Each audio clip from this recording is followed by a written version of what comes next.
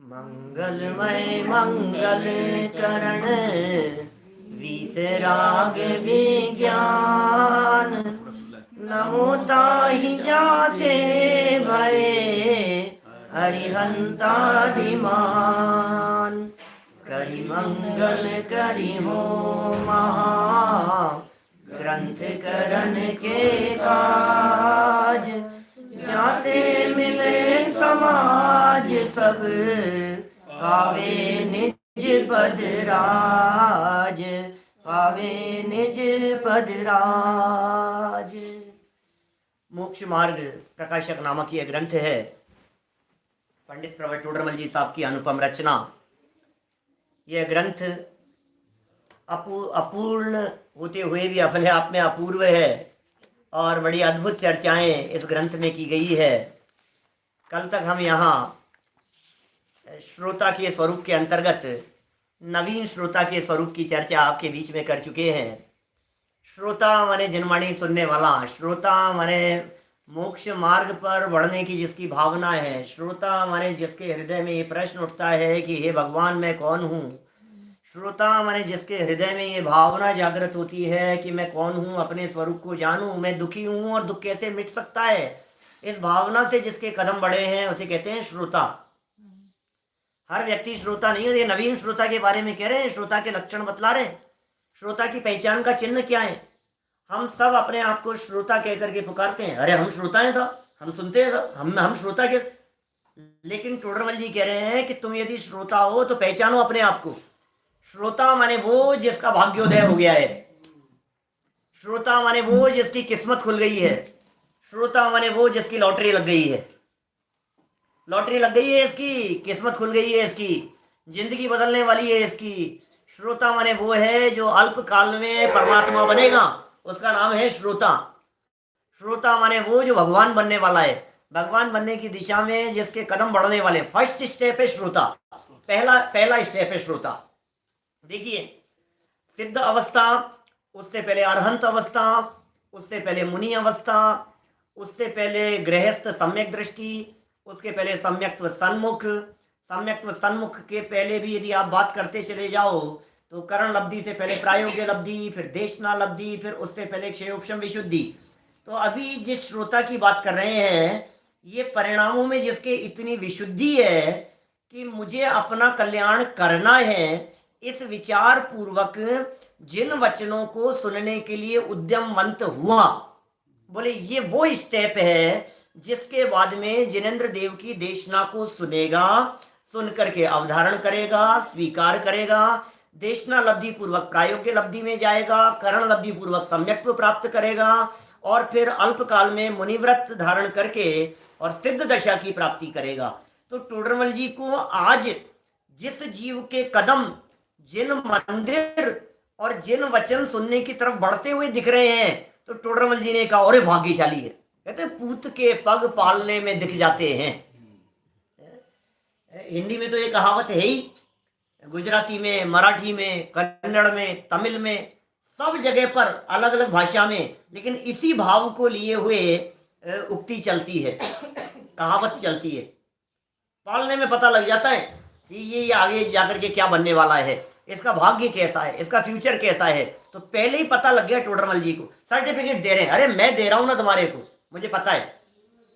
बच्चे का जन्म होते ही जो जानकार लोग होते हैं वे देखते ही बतला देते हैं इसका भविष्य कितना अच्छा है, वैसे लक्षण प्रकट होने लगते हैं।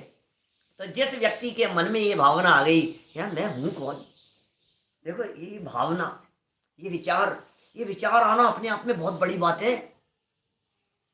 मैं अभी ये विचार बना करके बैठा हूं कि इस प्रकरण को पूरा करूंगा और विस्तार बहुत किए हैं अनेक बार। ये एक पैराग्राफ ऐसा है जिस पैराग्राफ के बारे में कम से कम 1 वीक चलावे तो कोई अतिशयोक्ति नहीं, आराम से 1 वीक चले, ये ऐसा पैराग्राफ है। किस्मत खुल गई है, भाग्योदय हो गया है, सद्भाग्य जागृत हो गया है, भली होनहार है जिसकी, जिसे ऐसा विचार आता है। विचारों की कीमत है भाई साहब, पैसे की कीमत नहीं है, भावना की कीमत है। आप कितने बड़े पद पर हो उससे कोई फर्क नहीं पड़ता है। अरे आपको पता है भाई साहब ये है कौन, होंगे कोई भी, कोई फर्क नहीं पड़ता है। विचार कैसे हैं, विचारों की कीमत है, भावना की कीमत है भाई साहब। गिफ्ट की कीमत नहीं है कि गिफ्ट कितनी महंगी गिफ्ट दी है, भावना कितनी अच्छी है उसकी कीमत है। घर के छोटे छोटे से बच्चे आपको बड़े बहुमूल्य गिफ्ट न दे पाए, लेकिन एक कार्ड तैयार किया उन्होंने और अम्मा के लिए, दादी आज आपका बर्थडे है, और बहुत सुंदर उसमें भावनाएं व्यक्त की, तो वो उसकी कीमत है, दिल की कीमत है भाई साहब। तो टोडरमल जी भी यहाँ ये कहना चाह रहे हैं, ये तो कीमत तो भावना की है, आपकी, आपके विचारों की कीमत है। जिसके विचार जैसे वो व्यक्ति वैसा, और जिसकी भावना उत्तम वो व्यक्ति उत्तम, जिसकी भावनाहीन वो व्यक्तिहीन। भावना भवनाशिनी, भावना से भवन का निर्माण होता है। भावना इस बात का निर्धारण करती है कि ये व्यक्ति का व्यक्तित्व कैसा है।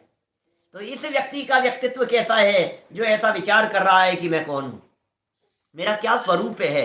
यदि आपको रोजाना शास्त्र स्वाध्याय करते समय, जिन वचन सुनते समय कभी ऐसे विचार नहीं आते कि मैं दुखी हो रहा हूं, दुख दूर करने का उपाय क्या है, तो समझ लेना अभी तो नवीन श्रोता के लक्षण भी दिखाई नहीं देते।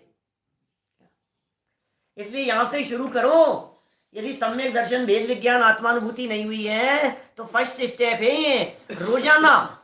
ये कोई मायना नहीं रखता है कि आप कौन से वक्ता से प्रवचन सुन रहे हो, ये कोई मायना नहीं रखता है। महत्वपूर्ण बात यह तुम किस भावना से आए हो, तुम किस प्रयोजन से आकर के बैठे हो। तो कितनी सुंदर बातें कह दी थी, रट जानी चाहिए लाइनें। मैं कौन हूं, मेरा क्या स्वरूप है, यह चरित्र कैसे बन रहा है, ये मेरे भाव होते हैं, उनका क्या फल लगेगा। ओ, इन भावों का क्या फल लगेगा। फल तो परिणामों का लगता है, भावों का फल लगता है। भावों का विचार करो, अपने आप का निर्णय करते रहो, मैं कैसा, जैसे मेरे भाव। फल तो अपने भावों का लगता है, फल तो अपनी भावना का लगता है। हर समय सोचते रहो आप, अरे यार मेरे भाव खराब हो रहे, भावों को संभालो भाई, भावों को संभालो। और मेरे जो कर्म सिद्धांत पर जो प्रवचन है ना, उनमें मैं अंतिम चरणों में ये बात जरूर कहता हूं कि भाई फल तो परिणामों का लगता है, लेकिन परिणाम अपरिणामी के लक्ष्य से सुधरते हैं, ये ध्यान रखना। आपकी भावना है ना, परिणाम सुधरे, परिणाम सुधरे, भाव सुधरे। वो भाव किसके आश्रय से सुधरेंगे, पर के आश्रय से भाव नहीं सुधरते। जिनेन्द्र देव और पंच परमेष्ठियों के अवलंबन से भाव संभलते हैं क्या, और त्रिकाली ध्रुव ज्ञाय भगवान आत्मा के अवलंबन से भाव सुधरते हैं। समझ में आ रही है बात। तुम पंच परमेष्ठियों की शरण में आए हो, जिनवाणी की शरण में आए हो, भाव संभलने लगे हैं, और इन्होंने जो रास्ता दिखाया है उस रास्ते पर चलकर अपने आत्मा की शरण लेवे तो भाव सुधरते हैं। कैसे सुधरेंगे बोलो, भावों को सुधारना है ना, अपनी खबर नहीं है। ओके भाव सुधर रहे हैं, भाव सुधर रहे हैं, कैसे भाव सुधरेंगे तेरे। भावों को सुधारने के लिए अपने आप को जानना पहचानना जरूरी है। ये जो मेरे भाव होते हैं, इन भावों का क्या फल लगेगा। अशुभ भावों के बारे में भी विचार करना, शुभ भावों के बारे में भी विचार करना, और ये परिणाम पुण्य और पाप बंधन के ही हेतु हैं। अबंध स्वभाव का लक्ष्य किस प्रकार से हो उसका विचार करना। जीव दुखी हो रहा है, अशुभ से शुभ में आने को भाव सुधरना कहता है। हाँ बोलो आप। ये जगत के जीवों की ऐसी स्थिति है। ये कहता है अशुभ भाव से शुभ भाव में आ गया तो इसे लगता है भाव सुधर गए, अरे कितने अच्छे भाव हुए मेरे, भाव सुधर गए। ये सुधर रहे नहीं है तेरे, थोड़े संभलने की दिशा में है, सुधरे नहीं है। सुधरना किसे कहें, शुद्धोपयोग का नाम भाव सुधरना है। शुभ भाव को क्या भाव ये सुधरे हुए कहें, अरे सुधर जाता तो फिर बिगड़ कैसे गया। सुधरे हुए लोग बिगड़ते नहीं है, बिगड़ कैसे गया है। ये तो शुभ अशुभ चलते रहते हैं, तेरे तो क्या दम है इनमें, इसको सुधरा हुआ कैसे हाँ सुधर गया। सुधर गया कब कहेंगे, कोई लड़का सिगरेट पीता था और अब उसने 2 दिन से सिगरेट नहीं पी, तो आप क्या कहेंगे, सुधर गया। अरे हमेशा के लिए सिगरेट ना पीवे तो हम कहेंगे सुधर गया, और आज इसको मिली नहीं, लॉकडाउन की वजह से सिगरेट मिल नहीं रही है मार्केट में कहीं, इसलिए नहीं पी पा रहा है, तो इसे सुधरना नहीं कहते। कदाचित छोड़ने की भावना भी जगी हो तो उसे कहते हैं संभल रहा है, छोड़ देगा। छोड़ने की भावना है तो संभल रहा है, और छोड़ दिया तो सुधर गया। ये पाप भाव से पुण्य भाव में आया तो संभला, लेकिन फिर पाप में चला गया, हम कहेंगे सुधरा कहाँ है यार, ये तो दोबारा आ गया। पूजा का किया विसर्जन प्रभु और पाप भाव में चला गया। कहते हैं ना, अब तक की मूर्खता भारी। बोलो, पूजा कर रहा था, पुण्य भाव में था, और पूजा का जैसे ही विसर्जन किया, विसर्जन पाठ बोला, और फिर क्या हुआ, अब पाप भाव में चला गया। ये मूर्ख है, मूर्ख। ये शुभ भाव शुद्धोपयोग में जाने के बीच में था, मार्ग में आया था। तेरे को यहां से कदम बढ़ा करके शुद्धोपयोग की तरफ बढ़ना था, और तू कदम को पीछे करके अशुभोपयोग की तरफ चला गया, अशुद्धता में चला गया, पाप भाव में चला गया। उनकी यहाँ चर्चा नहीं चल रही है, पाप में जाने वालों की चर्चा नहीं चल रही है। यहाँ तो उनकी चर्चा चल रही है जिनका पुरुषार्थ अंतरोन्मुखी है, ऊर्ध्वमुखी जिनका पुरुषार्थ है। भाग्यशाली है भाई साहब, ऐसे ही थोड़ी ना भाग्यशाली कह रहे हैं उनको, जिसका लक्ष्य ऊंचा है। गुरुदेव कहते थे, पूर्णता के लक्ष्य से जो शुरुआत हो, सच्ची शुरुआत वो है। तेरा लक्ष्य क्या है ये बता। हमारा लक्ष्य क्या है? सिद्ध अवस्था की प्राप्ति। निश्चित तेरे सदृश प्रभु अरहंत अवस्था पाऊंगा। उस दिशा का पहला चरण। जीव दुखी हो रहा है, दुख दूर करने का उपाय क्या है? देखो, विचार आया है उसको, अभी घर बैठा है, अभी ये व्यक्ति सुनने के लिए आया नहीं है, इसने कभी जनवाणी सुनी नहीं है। नया नया श्रोता की भूमिका कहां से शुरू होती है? जो घर में बैठा है, परिस्थितियां प्रतिकूल हो गई है, अचानक माहौल बिगड़ गया है, आकुलता और कषायें दिखाई देती है, घर गृहस्थी में रहते हुए बेचैनी दिखाई देती है उसे। अरे यार, ये सब जंजाल है यार, इतना पैसा कमाया मैंने, संपत्ति का ढेर लगा दिया, उसके बावजूद देखो बच्चे सामने जवाब देते हैं। ये क्या स्वरूप है यार जगत का? ये बच्चे कहना नहीं मानते हैं। ये जो कुछ शांति नहीं है कहीं भी, क्या कमी है बतलाओ हमारे पास में? लेकिन देखो, दोनों झगड़ रहे हैं आपस में, दो बहुएं हैं, दोनों आपस में झगड़ रही है, दो बेटे हैं, दोनों माथा फोड़ रहे हैं, और संपत्ति इतनी है, वैभव इतना है कि ये नहीं, 7 पीढ़ियां यदि कोई काम नहीं करे तो बैठ करके खाए, लेकिन उसके बावजूद मूर्ख देखो आप। अब क्या करें? इनको समझ में नहीं आ रहा ये कहाँ है, सुख कहाँ है, सुख का मार्ग मिलता क्यों नहीं है, शांति क्यों नहीं मिलती है? शांति बाहर में है कि अंदर में है? कहाँ है शांति? मैं हूं कौन है यार? यही मैं हूं क्या? ये बच्चा मुझे चाचा जी कहता है, ये बच्चा मुझे नाना जी कहता है, ये बच्चा मुझे मामा जी कह करके पुकारता है, ये मुझे कहते हैं ये तो मेरा बेटा है, ये कहता है मेरे पिताजी हैं, ये कहता है। अब हूं कौन मैं? मैं मामा जी हूं कि चाचा जी हूं? कौन हूं मैं? ये विकल्प जिसको खड़ा होता है, मैं कौन हूं, ये जानने के लिए, अभी सुनने के लिए नहीं आया।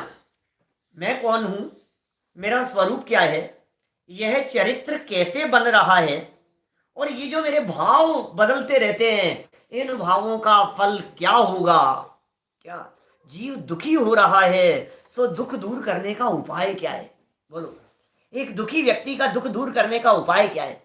सारा जगत सुख प्राप्ति के लिए भोगों की तरफ भाग रहा है, विषयों की तरफ भाग रहा है। पैसा कमाओ, धन कमाओ, पहला सुख निरोगी काया, दूजा सुख हो घर में माया, तीजा सुख सुलक्षणा नारी, चौथा सुख पुत्र आज्ञाकारी। ये इनमें सुख दिखाई दे रहा है। और कमाओ और कमाओ और इकट्ठा करो। लेकिन सुनो, ये क्या कह रहे हैं यहाँ? ये कह रहे हैं जीव दुखी हो रहा है, दुख दूर करने का उपाय क्या है? एक व्यक्ति के जवान बच्चे की मौत हो गई, मैं पूछता हूं अपने हृदय पर हाथ रख करके बतलाओ, इसे सुखी करने के लिए क्या किया जाए? बोलो, ये दुखी हो रहा है, इसके दुख दूर करने का उपाय क्या है? दुखी था बहुत। हमने देखा, कभी कभी ऐसी परिस्थितियां देखना आप, जिनके घर में जवान मौत हो गई हो, जिनके घर में किसी की कोई दुर्घटना हो गई हो, जिनके अचानक नुकसान हो गया हो, बहुत आकुलित व्याकुलित परिणाम दिखाई देते हो। ये मौका है, ध्यान देना। अभी वो श्रोता नहीं है, अभी उसने सुना नहीं है, और हमें पता है इस बात का, हम जानते हैं, हमने उनको जाकर के कहा कि सुनो, आपके दुख को दूर करने का उपाय है हमारे पास में। क्या ये क्या उपाय है? कि जिन वचन सुनो, इससे आपका दुख दूर होगा। रास्ता यहां से मिलेगा आपको, आपकी शांति का मार्ग आपको यहां से मिलेगा। ऐसा व्यक्ति जिसके घर में जवान मौत हो गई हो, मैं आपसे पूछता हूं, उसको कितने डोसे बना करके खिलाए जाए कि वो सुखी हो जाए? बोलो, कितने उसको प्रॉपर्टी दी जावे, उसके नाम कर दी जावे कि वो सुखी हो जाए? कौन सा जोक सुनाया जाए, कौन सी मूवी दिखाई जावे, उसे कहां ले जाया जावे कि वो व्यक्ति सुखी हो जाए? बताओ तो सही, मुझे कोई उपाय हो तो बतलाओ, कोई रास्ता हो तो बताओ। आपको लगता है कोई रास्ता? एक रास्ता है बस, वस्तु स्वरूप विचार, इसके अलावा दूसरा कोई रास्ता नहीं है। जिनेंद्र देव जिन वचनों की शरण लेना, इसके अलावा दूसरा कोई उपाय नहीं। कितनी भी तकलीफ हो, महामारी फैल रही है सारी दुनिया भर में, उपाय बतलाओ, कोई उपाय। इस मंत्र का जाप करो, हमारे मोदी जी कह रहे हैं ऐसा करो ऐसा करो, दुनिया ये कह रही है इसका जाप करो उसका जाप करो, इस मंत्र तंत्र का सहारा लो। सुनो भाई, आत्म स्वरूप को जानने के अलावा दूसरा कोई उपाय नहीं है रोग से बचने का। रोग से दुखी नहीं है, सच बात तो ये, रोग के काल में भी रोग से नहीं, राग से दुखी है। क्या तू राग से दुखी है, तू मोह से दुखी है, तूने दुख का कारण ही गलत समझ लिया तो इलाज भी गलत चल रहा है। निदान गलत होगा तो उपाय गलत करेगा। इसलिए टोडरमल जी आगे दूसरे अध्याय में निदान की चर्चा करेंगे आगे चल करके। वो कहेंगे पहले निदान तो कर कि तुझे बीमारी क्या है, बीमारी कौन सी है। कोरोना हो गया है साहब, ये बीमारी है। अरे कोरोना की बीमारी नहीं है, शरीर मेरा है, ये बीमारी है तुझे। देखा, बच्चा मर गया है, कितनी तकलीफ है। क्या बात कर रहे हो आप कि बच्चा मर गया है, ये तकलीफ नहीं है। बच्चा मेरा था और वो बच्चा मर गया, ये तकलीफ का कारण है। ये मोह है जो तकलीफ का कारण है, ये मिथ्या है जो दुख का कारण है। और हमारे यहाँ जैन परंपरा में उस मिथ्या मान्यता का इलाज किया जाता है। इलाज किसका करते हैं बतलाओ। जब तकलीफ यहां है, मन में तकलीफ यहां है, तो इलाज किसका करें, बाहर में कि यहां करें, बोलो। तकलीफ यहां, इलाज करता है वहां, उससे कुछ होता नहीं है और ये और ज्यादा बिगड़ता है। माथा खराब होता है, खोपड़ी खराब होती है, दिमाग खराब होता है, चैन नहीं पड़ती है, शांति नहीं मिलती है। क्या हो गया भाई साहब, यहां से इलाज होगा, इधर से इलाज होता है, उधर से इलाज नहीं होता है। ये इलाज वहां करना चाह रहा है। सर दर्द हो रहा है और पैर में बाम लगा रहा है, बोल क्या होगा। पैर दबा रहा है सर दर्द होने पर, तो सर दर्द ठीक होगा कि नहीं होगा। इलाज ही गलत है तेरा, क्या बतलाएं तुझे। जो लगाने की दवाई थी उसको खा रहा है, जो खाने की दवाई थी उसका लेप लगा रहा है। ये कह रहा है मेरी तकलीफ दूर नहीं हो रही। कैसे होगी तकलीफ दूर। तो एक उपाय है, ये जो दुखी हो रहा है सो दुख दूर करने का उपाय क्या है। प्रश्न किया, ऐसा प्रश्न उठे मन में, मैं दुखी हो रहा हूं, इस दुख दूर करने का उपाय क्या है। मुझको इतनी बातों का निर्णय करके कुछ मेरा हित हो सो करना। अब मेरा भला कैसे होगा। इतने प्रश्न खड़े हुए हों, और इतने प्रश्न खड़े होने पर बोले इन सब प्रश्नों का उपाय, कुछ उद्यम मंत हुआ है, मुझे कुछ करना चाहिए, कुछ करना चाहिए। ऐसे ऐसे हाथ पे हाथ धर करके बैठे रहने से क्या होगा। उद्यम मंत हुआ, प्रयत्नशील हुआ, पुनश्च उसे किसी के द्वारा बतलाए जाने पर यह बात दिमाग में बैठ गई कि इस कार्य की सिद्धि शास्त्र सुनने होती है। अभी तक सुने नहीं है उसने, अब उसके दिमाग में बैठ गई मैं हूं कौन ये जानना है। बोले शास्त्र सुन। मेरा क्या स्वरूप है ये जानना है। बोले तेरे इस प्रश्न का जवाब तुझे शास्त्र सुनने से मिलेगा। ये जो साहित्य है, ये जो आगम है, ये जो जनवाणी है, यहां आपको हर प्रश्न का जवाब मिलेगा, हर प्रश्न का जवाब। ये कहता है मेरे साथ ही ऐसा क्यों होता है, मैं इतनी तकलीफ क्यों भोग रहा हूं, मुझे मेरे ऊपर इतने संकट क्यों, मैं इतना अच्छा कर करके मरे जा रहा हूं और मेरे को बिल्कुल यश नहीं मिलता है, मेरे साथ ऐसा क्यों हो रहा है। ये जीव मर क्यों गया, मर करके चला कहां गया, ये कहां से आ गया है, ये पुनर्जन्म होता हुआ दिखाई दे रहा है, इसको पिछली बातें याद आ रही है, इसमें इतने अच्छे संस्कार, इन बातों का जवाब आपको कहां मिलेगा। बोलो, यदि आपको जवाब चाहिए, यदि आपको परमानेंट शांति चाहिए, सतत शांति की प्राप्ति हेतु मैं स्वाध्याय का नियम करूं। शांति विधान करके आए ना अभी अपन लोग, क्या सतत शांति की प्राप्ति हेतु क्या करो, स्वाध्याय का नियम करो। ये किसी व्यक्ति ने कब बतलाया। सुनो, ऐसे किसी व्यक्ति को बतलाते हैं ना, किसी संपन्न व्यक्ति को आप कहो कि सेठ जी आओ प्रवचन सुनने आया करो, अरे यार फुर्सत नहीं है, तुम सुनो यार, तुम्हारे काम है ये सब। और कभी सेठ जी को अचानक कोई नुकसान हो जावे और भारी टेंशन में हो, तो आप उन्हें ये बतलाओ सेठ जी आपकी टेंशन दूर करने का इलाज है हमारे पास में। बोले क्या है। बोले शास्त्र सुनने के लिए आओ। बोले यार ठीक है आता हूँ यार, तुम कह रहे हो तो कल आता हूँ, आज आता हूँ। कब, शाम को भी होता है क्या, शाम को आता हूँ, चलो ठीक है 8 बजे आता हूँ। मैंने आपको जब मौका है, और मैं आपको कहना चाहता हूँ पुण्य के उदय वालों को समझाना बड़ा कठिन काम है, और पाप के उदय वालों को धर्म मार्ग में लगाना यह आसान काम है, सरल काम है। इसलिए जो दुखी, जब इसको महसूस हो रहा है ना कि मैं दुखी हूं, इलाज क्या है, उपाय क्या है, मुझे दुख मिटाना है, पहले ये नक्की करो कि तुम्हें दुख मिटाना है। टोडरमल जी ने आगे चलकर इस दुख मिटाने के श्रद्धान को सम्यक दर्शन कह करके पुकारा है। मालूम है आपको? 7वें अध्याय में निश्चयावासी प्रकरण जहां उन्होंने समाप्त किया है, वहां टोडरमल जी साहब ये कह रहे हैं कि सुन भाई, ये जो दुख मिटाने का श्रद्धान है इसे सम्यक दर्शन कहते हैं। क्या इस श्रद्धा का नाम सम्यक दर्शन है? तू किसे सम्यक दर्शन समझ रहा है? देशयामि समीचीनम। हाँ, वो सम्यक दर्शन की परिभाषा रत्नाकरण श्रावकाचार्य की परिभाषा है। मैं आपको टोडरमल जी की परिभाषा दिखा रहा हूं यहाँ पर, बड़ी गजब की परिभाषा है। दुख मिटाने के श्रद्धान को सम्यक दर्शन कहते हैं, रागादि मिटाने के श्रद्धान को सम्यक दर्शन कहते हैं। निश्चयवासी प्रकरण का अंतिम शब्द है पेज नंबर 213 पर, रागादि मिटाने के श्रद्धान को सम्यक दर्शन कहते हैं। लो, रागादि तेरे दुख का कारण है, ये मिटेगा तो इसे सम्यक दर्शन कहा जा रहा है, इसे सम्यक दर्शन कहते हैं। तो इसका विचार कर गहराई से। तो ये निर्णय हो गया, इसे उद्यमवंत हो गया। इस कार्य की सिद्धि शास्त्र सुनने से होती है, ऐसा जानकर प्रीति पूर्वक शास्त्र सुनता है, अत्यंत प्रीति पूर्वक सुन रहा है। ओ क्या गजब बात है भाई, कैसी प्रीति है, उल्लास आता है मन से। देखो, आपकी कार्य सिद्धि जहां होने वाली हो तो आपको कितनी प्रीति होती है, बोलो। आप अपनी लड़की के लिए लड़का देख करके आए और वहां बहुत लड़के देखे आपने और कहीं व्यवस्था नहीं बैठ रही है, संबंध नहीं हो पा रहा है। आज लड़की की जहां बात चली है वहां से ऐसा पॉजिटिव रेस्पॉन्स मिल रहा है तो आपको कितना उत्साह होता है। अब समय आ गया है, अब प्रीतिवंत हो रहा है। अब ये कितना उत्साहवंत होता हुआ दिखाई दे रहा है, क्योंकि अब कार्य की सिद्धि होती हुई दिखाई दे रही है। ये जो कहा ना, प्रीति पूर्वक शास्त्र सुनता है, अति प्रीति पूर्वक सुनता है। क्यों सुनता है अति प्रीति पूर्वक?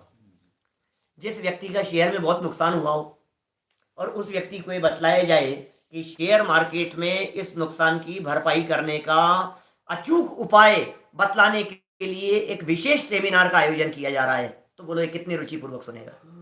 मतलब बहुत गहराई से सुनेगा उस चीज को। आप जिस फील्ड में हो और जो काम करना चाहते हो, वो बात यदि कोई बताने वाला मिल जाए तो कितनी प्रीति पूर्वक उस बात को सुनेगा, अंदर में कितना उत्साह आता है, बोलो। अति प्रीति, प्रीति नहीं, अति प्रीति कह रहे हैं। और इस प्रीति वाले के संदर्भ में पद्मनंदी पंचविंशति का श्लोक कोट किया है टोडरमल जी ने रहस्यपूर्ण चिट्ठी में। तत्प्रति प्रीति चित्तेन येन वार्तापि ही श्रुता निश्चितम से भवेद भव्यो भावी निर्वाण भाजनम। हमें इसमें ये पात्रता दिखाई दे रही है, हमें इस व्यक्ति में ये लक्षण दिख रहे हैं, निर्वाण जाने वाला है। आप साधारण समझ रहे हो इसको? ये बच्चा देखना कितना आगे निकलेगा। मैं कह रहा हूँ आज लिखवा लो मेरे से, ये बहुत आगे निकलने वाला है। इसका जो एटीट्यूड है ना, इसकी जो सोच है ना, इसका जो दिखता है ना नेचर, उससे हमें पता लग रहा है कहाँ से कहाँ जाएगा। तो टोडरमल जी कह रहे हैं ये जो शिष्य आया है ना आज पहली बार सुनने के लिए, यहाँ अति प्रीति पूर्वक सुन रहा है। यार मैंने इसको देखा, इसकी पलक नहीं झपकती है, सामने बैठ करके प्रवचन सुनता है, ऐसे सुनता है कि एक वाक्य भी निकल कैसे जाए, ये उत्साह इसका दिखाई देता है। तो टोडरमल जी कह रहे हैं यार ये भाग्यशाली है, ये सर्टिफिकेट है भाग्यशाली होने का। और इसको बार बार सुनाए और हाँ सुनता रहे, इधर उधर झूमता रहे, हाँ सुन तो रहा हूँ, गर्दन घूम रही है, कौन आ रहा है, कौन जा रहा है, क्या चल रहा है, हाँ ये तो वही बातें कह रहे हैं पंडित जी, सुनी सुनाई बातें चल रही। कितनी बार तो सुन लिया यार, अब बार बार में वही बातें सुनाओगे क्या? अब कोई नई बात बतलाओ। ऐसा नहीं, टोडरमल जी कह रहे हैं तुझे अपने प्रयोजन की सिद्धि होती हुई दिख रही है क्या? यहाँ मेरा काम हो जाएगा। अति प्रीति पूर्वक शास्त्र सुनता है, और अकेले सुनता ही नहीं, ऐसा नहीं है कि मूर्ति बन करके सुन रहा हो, टकटकी लगा करके देख रहा हो, समझ में भी आ रही है उसको बात। और क्या कह रहे हैं, कुछ पूछना हो तो पूछ लेता है। पूछ लो भैया, आपको यदि मन में किसी तरह की कोई जिज्ञासा भाव हो तो पूछता है, बहुत विनम्र भाव होकर के पूछता है। आगे श्रोताओं के संदर्भ में कहने वाले हैं टोडरमल जी साहब, विनयवंत होकर के पूछे, शंकाएं पूछे, समाधान करे, आपस में देखो और क्या क्या बातें कही।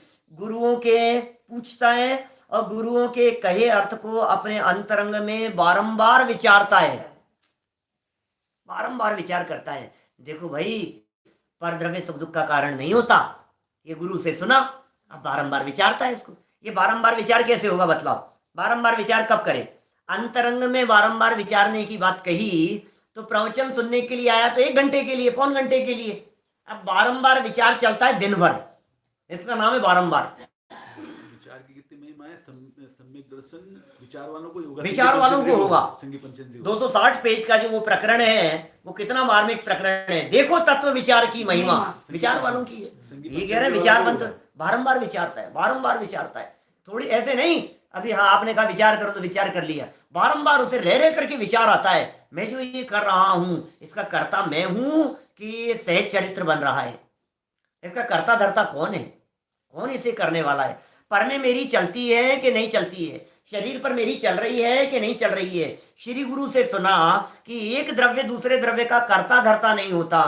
टोडरमल जी ये कह रहे हैं बारंबार विचार करता है, बारंबार विचार करता है? श्री गुरु से के कहे अर्थ को, श्री गुरु ने जो अर्थ कहा था, अर्थ माने पदार्थ भी लगाना, अर्थ माने भाव भी लगाना, अर्थ माने उसका मतलब भी लगाना, सब बातें लगाना यहाँ, क्योंकि अर्थ के अनेक अर्थ होते हैं, अर्थ के बहुत सारे अर्थ होते हैं। श्री गुरु के कहे अर्थ को माने श्री गुरु ने जिस पदार्थ के बारे में बतलाया, जिस आत्मा के बारे में बतलाया, जिस जीव तत्व के बारे में बतलाया, उसके बारे में श्री गुरु ने जनवाणी का जो अर्थ बतलाया, उस अर्थ को श्री गुरु ने तेरे कल्याण के लिए जो प्रयोजन अर्थ की बात की, प्रयोजन भूत बात कही, उस अर्थ को बारंबार विचारता है, बारंबार विचारता है। देखो किसी व्यक्ति ने, कोई मोटिवेशनल स्पीकर जितने भी होते हैं ना, उपदेश देने वाले तो बहुत मिल जाएंगे आपको, लेकिन जब तक आप खुद विचार नहीं करोगे तब तक काम नहीं चलेगा। श्री गुरु के कहे अर्थ को, ये तो हो गई दूसरे की कमाई, और अंतरंग में बारंबार अवधारण करना ये है अपनी कमाई। दूसरे की कमाई से काम नहीं चलेगा, श्री गुरु के निर्णय से काम नहीं चलेगा। ये साहब आप निर्णय करा दो गुरु जी, आप बतला दो हमारे को, आप समझाओगे तो भला हो जाएगा हमारा। अब आप हमें पार लगा दोगे कि नहीं, हमारा काम समझाने का था, उसे स्वीकार करना और उस मार्ग पर चलना तेरा काम है। अब ये तू देख ले, तू यदि चलेगा तो तेरा कल्याण होगा, तू सही मार्ग पर चलेगा तो तेरा हित होगा, तेरा भला होगा। ये तू सोच ले भैया, समझ में आ रही है बात? तो ये कह रहे हैं बारंबार विचार करता है, इसका मतलब काम तो खुद ही करना पड़ेगा। जैसे कहते हैं ना, मरे बिना स्वर्ग नहीं मिलता, खुद को ही करना पड़ेगा। तुझे यदि अपना पेट भरना है तो किसी दूसरे के खाने से, दूसरे के खिलाने से काम नहीं चलेगा, खाना तो खुद को ही पड़ेगा, खुद को ही बचाना पड़ेगा, खुद को ही खाना पड़ेगा। अपना काम जो खुद करे, श्री गुरु के भरोसे नहीं होगा। वो उपदेश दे सकते हैं, तीर्थंकर केवली गणधर परमात्मा उपदेश दे सकते हैं, लेकिन काम तो तुझे स्वयं के विचार पूर्वक ही करना होगा। तो बारंबार विचारता है, अपने विचार से सत्य अर्थों का निश्चय करके, निश्चय करता है, बारंबार विचार करके किसी निर्णय पर पहुंचता है। सत्य अर्थ का निश्चय करके जो कर्तव्य हो उसका उद्यमी होता है। मेरा कर्तव्य क्या है उसमें उद्यमवंत होता है। ऐसा तो नवीन श्रोता का स्वरूप जानना। बोलो, ऐसे विचार पूर्वक आया था सुनने के लिए, प्रीति पूर्वक सुनी उसने बात। सुनने वाला भी नहीं, क्योंकि अकेले सुनने से काम नहीं चलेगा। अरे सुन तो बहुत रहा है लेकिन उसका अवधारण नहीं कर रहा है, सुन तो बहुत रहा है, उसका बारंबार विचार नहीं कर रहा है, और विचार से भी काम नहीं चलेगा। उद्यमी होता है। देखो तीन स्टेप हैं, या 3 स्टेप कह दिए टोडरमल जी साहब ने। सबसे पहले सुनने के लिए आता है, ये पहला स्टेप। फिर सुनने के बाद में उसका विचार करता है, दूसरा स्टेप। फिर उद्यमी होता है, ये तीसरा स्टेप। समझ में आ रही है बात? सुनने के लिए आवे, पहला स्टेप, फिर विचार करे, दूसरा स्टेप, फिर जो विचार किया है उस अनुसार उद्यम करे, ये तीसरा स्टेप। ये सुनता तो बहुत है लेकिन विचार बिल्कुल नहीं करता, बोले कुछ नहीं होगा। सुनता और विचार तो बहुत करता है, लेकिन जैसा सुना और जैसा विचार किया तदनुसार उद्यमवंत नहीं होता, बोले अभी दिल्ली दूर ही समझो। अभी समझ में आ रही है बात? माने ऐसा समझ लीजिए आप, सुनने की बात कही, ये अत्यंत प्रीतिपूर्वक सुनने की बात कही। अत्यंत प्रीतिपूर्वक सुनने में माने श्रद्धा से सुनता है, ये श्रद्धा की बात कही। अत्यंत प्रीतिपूर्वक सुन रहा है, मुझे भरोसा है ये जो बात कह रहे हैं ना ये सच्ची बात कहेंगे, ये श्रद्धा की बात कही। फिर विचार कर रहा है, ये ज्ञान की बात कही, और उद्यमवंत है, ये चारित्र की बात कही। तो श्रद्धा, ज्ञान और चारित्र, इन तीनों की बात टोडरमल जी ने यहां ले ली। कितनी मार्मिक बात कहना चाह रहे हैं, बहुत गहराई है। मैं अभी इसको इतने एंगल्स से इस पैराग्राफ को ले सकता हूं, बहुत बहुत अलग अलग एंगल से, लेकिन मुझे लगता है कि अपन रुके कब तक रहेंगे, थोड़ा सा आगे बढ़ें। नहीं तो कई लोग ये कहेंगे कि पंडित जी आज तो कुछ पढ़े ही नहीं आप, आज तो आपने कोई नई बात बतलाई। अरे सब नई बात है, हम कल की बातों को रिपीट नहीं कर रहे हैं। यहाँ आधे घंटा हो गया हमें चर्चा करते हुए, कोई बात रिपीट नहीं कर रहे हैं। नवीन श्रोता का स्वरूप, नए हैं। अपने आप को कसौटी पर कस करके देखो साहब, कसौटी पर कस करके देखो। ये कहने में कोई दम नहीं है कि हम 30 साल से सुन रहे हैं, ये कहने में कोई दम नहीं है 20-25 साल हो गए सुनते सुनते।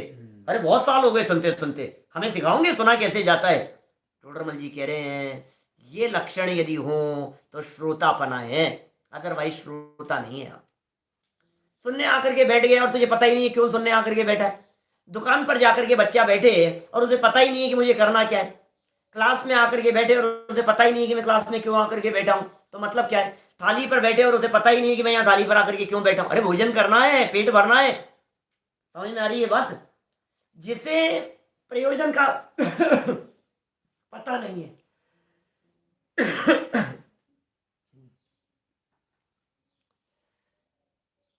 जिसे इस बात की खबर नहीं है कि मैं ये काम क्यों कर रहा हूं, सब बेकार है। पता तो होना चाहिए। क्या कहना चाह रहे हैं साहब टोडरमल जी यहां? देखिए, सत्य अर्थ का निश्चय करके जो कर्तव्य हो उसका उद्यमी होता है, ऐसा तो नवीन श्रोता का स्वरूप जानना। ये नवीन श्रोता का स्वरूप है इस प्रकार का। तो चलो आगे बढ़ते हैं, अब पुराने लोगों की बात करते हैं। अपन लोग तो पुराने हैं ना, तो अब अपनी बात करते हैं। पुराने श्रोता किस प्रकार के होते हैं, जरा देखो टोडरमल जी क्या कह रहे हैं। पुनश्च, जो जैन धर्म के गाढ़ श्रद्धानी है, जैन धर्म पर जिनको पक्की श्रद्धा है, जिनेन्द्र देव और जिन वचनों के ऊपर जिनको पक्की श्रद्धा हो गई है, तथा नाना शास्त्र सुनने से जिनकी बुद्धि निर्मल हुई है, श्रद्धा भी पक्की है और ज्ञान भी निर्मल हो गया है, बुद्धि निर्मल हो गई है, अनेक शास्त्रों का जिन्होंने अभ्यास किया है। पहले वाला तो वो था जिसने कुछ नहीं पढ़ा था, सिर्फ प्रीतिपूर्वक सुन रहा है। अब पुराने श्रोता कौन है? जिन्होंने समय सार भी पढ़ा है, जिन्होंने गोमठ सार भी पढ़ा है, जिन्होंने अनेक शास्त्रों को पढ़ा है, और पढ़ा ही नहीं है, पढ़ने से जिनकी बुद्धि निर्मल हो गई है, परिणाम जिनके पवित्र हो गए हैं, तथा व्यवहार निश्चय आदिक का स्वरूप भली भांति जानकर, सुनो, व्यवहार निश्चय आदिक का स्वरूप, व्यवहार का क्या स्वरूप है, निश्चय का क्या स्वरूप है, बहुत भली भांति जानकर जिस अर्थ को सुनते हैं उसे यथावत निश्चय जानकर अवधारण करते हैं। ओ, यथावत निश्चय जानकर, निश्चय और व्यवहार दोनों से भली भांति स्वरूप को जानते हैं। निश्चय ने से ऐसा है, व्यवहार ने से ऐसा है। शास्त्रों को पढ़ते हैं लेकिन शास्त्रों के मर्म को समझते हैं। मर्म नहीं समझेंगे तो कैसे काम चलेगा? कहां किस नए की विवक्षा से कथन किया गया है, इस विवक्षा को न समझे, निश्चय के कथन को व्यवहारवत जान लेवे और व्यवहार के कथन को निश्चयवत जान लेवे तो उल्टा अनर्थ हो जाएगा। जो दवाई भूखे पेट लेनी थी उसे खाने के बाद में लेने लगे, और जो खाना खा करके लेनी थी उसे भूखे पेट लेने लगे, तो क्या होगा बताओ? उल्टा नुकसान होगा। जिनागम में दोनों अपेक्षाओं से कथन है। एक तरफ तो ऐसा कथन मिलेगा कि आत्मा मरता ही नहीं है, और दूसरी तरफ ये कथन मिलेगा कि भैया जीवन बहुत दुर्लभ है, मर जाओगे, आत्मकल्याण कर लो। अभी एक तरफ कह रहे हैं तुम मर जाओगे, आत्मकल्याण कर लो, दूसरी तरफ कह रहे हैं तुम कभी मरते ही नहीं हो। अब हम क्या करें, फंस गए बीच में, बोलो। एक तरफ कहते हैं तुम कर्मों से बंधे हो, ये विचार करो, कर्म बंधन के संदर्भ में आपको विश्वास दिलाएंगे, और दूसरी तरफ ये कहेंगे तू तो मुक्त है, बंधा ही नहीं है कभी। तो बंधा है कि मुक्त है, क्या करें? एक तरफ ये कहेंगे कि तुम अमूर्तिक हो, दूसरी तरफ कहेंगे तुम मूर्तिक हो। एक तरफ कहेंगे तुम दुखी हो, संसार के दुखों का अनुभव करो, और दूसरी तरफ कहेंगे दुख का तेरे में प्रवेश नहीं है, तो सुख स्वभावी है, अपने स्वभाव को देख। अलग अलग एंगल से कथन है। जनागम में सब प्रकार के कथन मिलेंगे। कहीं निश्चय की मुख्यता लिए व्याख्यान होंगे, कहीं व्यवहार नहीं की मुख्यता लिए व्याख्यान होंगे। अब दोनों में से करना क्या बतलाओ, काम क्या करना? तो टोडरमल जी कह रहे हैं दोनों का निश्चय करना। क्या बात, यहाँ निश्चय माने निर्णय, निश्चय का निश्चय के समान निर्णय करना, व्यवहार का कथन व्यवहार के समान नक्की निर्णय करना। ये ऐसा ही है, व्यवहार में से कथन किया जा रहा है। अरे यदि क्षणभंगुरता की चर्चा चलेगी तो भी हमें कोई ऐतराज नहीं है, और नित्यता और ध्रुवता की चर्चा चलेगी तो भी हमें कोई ऐतराज नहीं है। एक व्यक्ति पंडित जी कोई प्रवचन करते करते बहुत क्षणभंगुरता की बात बतलाई उन्होंने, पूरे प्रवचन में उन्होंने क्षणभंगुरता और ऐसा वैराग्य में वातावरण कर दिया, चारों तरफ हो मजा आ गया, मजा आ गया, बहुत मजा आ गया। अब दूसरे पंडित जी आकर के बैठे, उन्होंने ध्रुवता और नित्यता के बहुत गीत गाए, तो श्रोता लोग ऐसा समझते हैं पहले वाले पंडित जी की सारी बात को धो दिया इन्होंने ऐसी बात कही, पहले वालों की सारी बात को काट दी। अरे बात को नहीं काटा है, ये एंगल दूसरा है, क्या ये बात दूसरी है, ये विवक्षा दूसरे प्रकार की कही जा रही है। समझ रहे हैं आप? हमारे जो विद्यार्थी वगैरह होते हैं ना, तो गोष्ठियों के आयोजन होते हैं, तो उनमें अलग अलग टॉपिक दिए जाते हैं। आपको अनित्यता के बारे में बोलना है तो आपको नित्यता के बारे में बोलना है, डिबेट कंपटीशन होते हैं तो अलग अलग टॉपिक दिए जाते हैं। ऐसा नहीं है, वो डिबेट में तो खैर धोने का प्रयास है, वो अलग मैटर है, लेकिन जहां अलग अलग टॉपिक पर गोष्ठी में बोलना है, वहां कोई काटने का अभिप्राय नहीं है, वहां अलग अलग एंगल से विषय के स्पष्टीकरण करने का अभिप्राय है। देखिए यहां 2 लाइन हो गई। पुनश्च 17 नंबर पेज है, मोक्ष मार्ग प्रकाशक। पुनश्च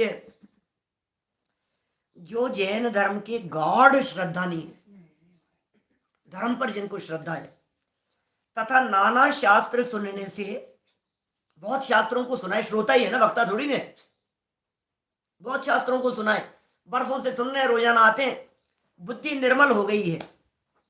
व्यवहार का स्वरूप और निश्चय आदि माने और भी जितने भी नए हैं, प्रथमानुयोग का कथन है, ये चरणानुयोग का कथन है, करणानुयोग से ऐसा कहा गया है, द्रव्यानुयोग से ऐसा कहा गया है। समझ में आ रही है बात? माने प्रथमानुयोग, करणानुयोग, चरणानुयोग, द्रव्यानुयोग, अलग अलग प्रकार के कथन किए जाते हैं और शैली अलग अलग प्रकार की होती है। बुद्धि की निर्मलता से भली भांति जिस अर्थ को सुनते हैं उसे यथावत निश्चय जानकर अवधारण करते हैं। जिस अर्थ को सुन रहे हैं, ये बात बहुत मार्मिक है।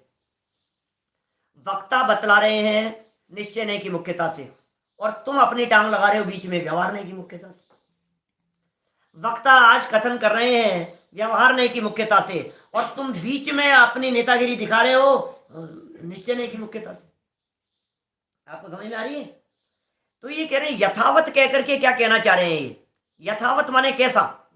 जिस अर्थ को सुनते हैं उसे यथावत माने कुंद कुंदाचार्य देव जब 10 भक्ति लिखते हैं तो उनकी दृष्टि और शैली अलग प्रकार की दिखती है। जब वे समय सार लिखते हैं तो उनकी शैली अलग प्रकार की दिखती है। जब वे प्रवचन सार लिखते हैं तो वस्तु व्यवस्था का निरूपण करते हैं, उनकी शैली अलग प्रकार की दिखाई देती है। जब वे नियम सार लिखते हैं तो अलग प्रकार का स्वरूप दिखता है। जब वे अष्टपाउड लिखते हैं तो आचार्य कुंद कुंद के दर्शन ही अलग रूप में होते हैं। यार ये कितने जबरदस्त एडमिनिस्ट्रेटिव है, इनका निर्देशन नेतृत्व देखो कितना जबरदस्त है। वो उसमें अलग तरह अलग रूप में वो दिखाई दे रहे हैं। देखो हर व्यक्ति अलग अलग जगह पर अलग अलग रूप का दिखता है कि नहीं। जब वो बच्चे के सामने हो तो बच्चे के लिए वो अलग प्रकार का रूप दिखता है। किस तरह से बात करेगा, पत्नी से बात करेगा तो अलग प्रकार से बात करेगा, और माता पिता से बात करेगा तो उसके बात करने की स्टाइल बदल जाती है कि नहीं ऐसा? तो ये अलग अलग स्टाइल में बात करना है। तो इसी तरह से जनवाणी माँ श्रोताओं को देख करके उनके रोग के अनुसार अलग अलग शैली में बात करती है। तो टोडरमल जी ये कह रहे हैं श्रोता को ये चाहिए कि यथार्थ अर्थ का अवधारण करे। पुराने आप तो अभ्यासी हो साहब, आपको तो ये बात समझनी चाहिए। अभी निश्चय की बात चल रही है, आपको पता है ना। वो दूसरी बात भी गुरुदेव बार बार में कहते थे, यहाँ ये विवक्षा नहीं है, यहाँ ये चर्चा नहीं है। वो बात है खबर छे, बधी खबर छे, खबर है हमारे को इस बात की, मालूम है हमारे को, लेकिन यहाँ वो विवक्षा नहीं है, यहाँ वो चर्चा नहीं है, ऐसा कहते हैं बार बार में। फिर देखो आगे क्या कह रहे हैं, अवधारण कर लिया, निश्चय जान करके अवधारण कर लिया, तथा जब प्रश्न उठता है तब अति विनयवान होकर प्रश्न करते हैं। ओह, अत्यंत विनयवान होकर, ये शिष्य का लक्षण है, श्रोता का लक्षण है, विनयवान होना चाहिए, विनम्रता होनी चाहिए। एक तो ऐसा होता है, ऐसा प्रश्न किया मैंने, उनको भी पता लगा हम कोई साधारण थोड़ी नहीं, हम भी अभ्यासी व्यक्ति हैं। हमने जो प्रश्न किया था, ये पंडित जी आज आए, 10 लक्षण चल रहे हैं, पहली बार आए हैं अपने यहाँ, इनको भी पता लगे कि हमारा भी कितना पुराना अभ्यास है, ऐसा प्रश्न किया हमने। पंडित जी साहब, आप जो बात कह रहे हो वो समय सार की गाथा 327 में इस प्रकार की बात कही है, और नियम सार में कुंदकुंदाचार्य देव ने ऐसी बात कही है, क्या कहना चाहते हो आप? ऐसा प्रश्न कर रहा है, तो तू जिज्ञासा भाव से नहीं कर रहा है, विनय भाव से नहीं कर रहा है, अब अपनी विद्वत्ता दिखाना चाह रहा है। कभी अपनी महिमा दिखाने की भावना हो, कभी वक्ता की परीक्षा लेने की भावना हो, अलग अलग तरह की भावना वाले होते हैं। तो टोडरमल जी कह रहे हैं भाई, अति विनयवान होकर प्रश्न करते हैं तथा परस्पर अनेक प्रश्नोत्तर कर वस्तु का निर्णय करते हैं। आपस में अनेक प्रश्नोत्तर करते हैं, चर्चा कर, माने निर्णय करते हैं वस्तु का। ये कहकर के कहना चाह रहे हैं कि पूछे गए प्रश्न इसलिए पूछे गए थे कि हमें निर्णय करना है। समझ में आ रही है बात?